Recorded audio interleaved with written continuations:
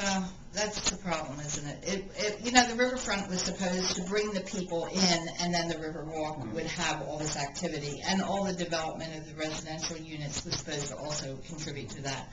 Unfortunately, what you're seeing is being negatively impacted by the homeless situation, for one, and with that, the crime that may be associated with it, but not necessarily. The homeless, you know, they're like any group of people. There's good ones and there's people that may mug you or whatever. But I think the working together and with everyone that is interested in that area, and it should be everybody in the city because it could be fabulous. I mean, you go to San Antonio and it's just wonderful.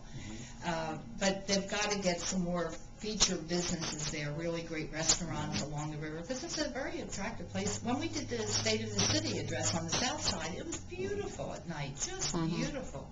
And that can be again, the property there at Riverfront is sad. That never should have been built the way it was, and it was a bad deal.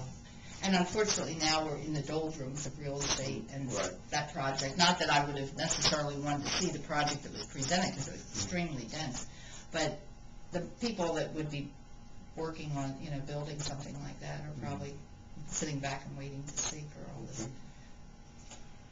The return of the water and wind and water show. Can't call it air and sea show, huh? I was wondering what they were going to call it. That's a good one, wind and water. You know, throughout the years, there was a lot of debate over what the city contribution should be, and you know, this was too expensive and so forth. And then the event went away. Now it may come back. Under what terms would you like to see it come back financially for the city? Well, number one, that was a for-profit promoter that had that show. And when I was out, before I was elected, I kept saying to different people, how much is the city paying to this operation? Because I was aware of some of the negotiations that had gone on with the promoter, where he threw his books on the table, his papers on the table, and stormed out of the Parks and Rec Board meeting because they asked him to show his income since he was asking for these subsidies and all, and he refused to do it. I couldn't get, as a citizen, couldn't get a straight answer out of staff. So when I became the commissioner, I told the assistant city manager, I said, I want to see exactly what we have as a city paid to the promoter. Well, they him-hauled and fiddled around, and for about 6 weeks I got just silly things like, well, I think about $25,000. I said, come on, I was born yesterday. I know it's more than that. Anyway, after doing all these gyrations and trying to avoid the actual materials, I finally said, I want every piece of paper there is on it, and I don't care. I'll get someone to analyze it myself.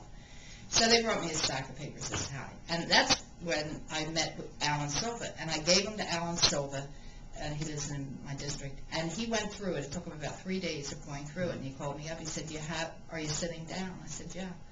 He said, the city has contributed 1 year over $500,000 to the Air and Sea Show. No one knew it. No one knew it. And I said, this is, like unbelievable. I said, this is a for-profit developer, for-profit promoter. What's the deal here? And so anyway, the rest is history. We got it to the point, once that was revealed, and I think you helped with, having that come out in the public. Once that was revealed, then the city commission got serious about making him responsible. Now, we still did some things. We helped, but I think our cost was somewhere around $20,000 with in-kind services. It is a marquee event. I live at Ground Zero, and I'm not right behind the Galleria, and I'm not saying this selfishly. I mean, I think it's wonderful to have great events, but at the same time, it shouldn't be impacting the businesses around it negatively. It cost the Galleria for 13 years over $1 million every time that show was put on, because they put it on at their second busiest shopping weekend, which is the weekend before Mother's Day.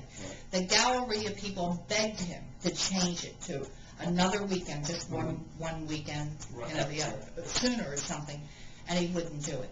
Now, so that was my request with these new promoters, that it not impact the Galleria, that they work with them and get a date. And then there was some ophthalmology group that comes in. A huge convention. Yeah, a huge convention, and that was one of the other things that was part of the stipulation. And, some people say it's wonderful to recruit military, and now I saw in the paper the military's not having any trouble recruiting anybody because they can't find a job, they're joining the military. So, but we'll see.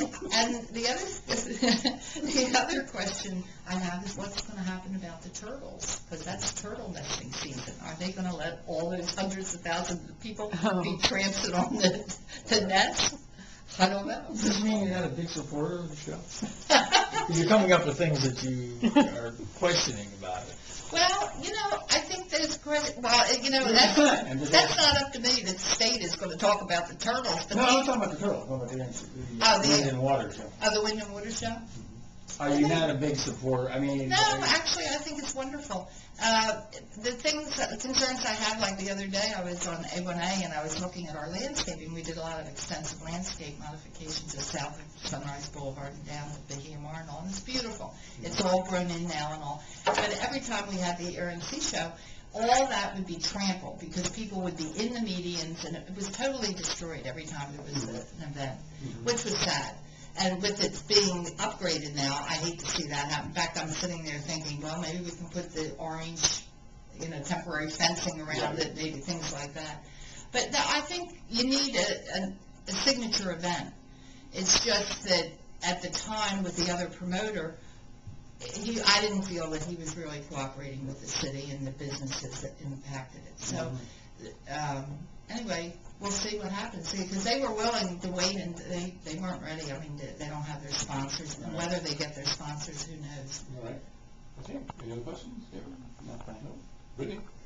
I'm just curious, you're doing a lot of campaigning right now. What is the big issue in District 1? Because it's so different from the other districts. Yeah, in the city. it is a different district completely. I've always lived in District 1. Since 1972, I've lived in District 1. So I probably have the pulse of that district more than anybody there could be. But they're concerned about the financial condition of the city, obviously. They're concerned about their areas. They want to keep them nice. They don't want to see them deteriorate. They want improvements in their parks, which I was able to get them a bathroom for Imperial Point Park, which is a wonderful park for children. But without a bathroom there, the moms have trouble with their little kids. So we're putting that in shortly. The park, I got George English Park, the building was built there with funds that, not from our general fund, but funds that I got from Jim Scott from his discretionary account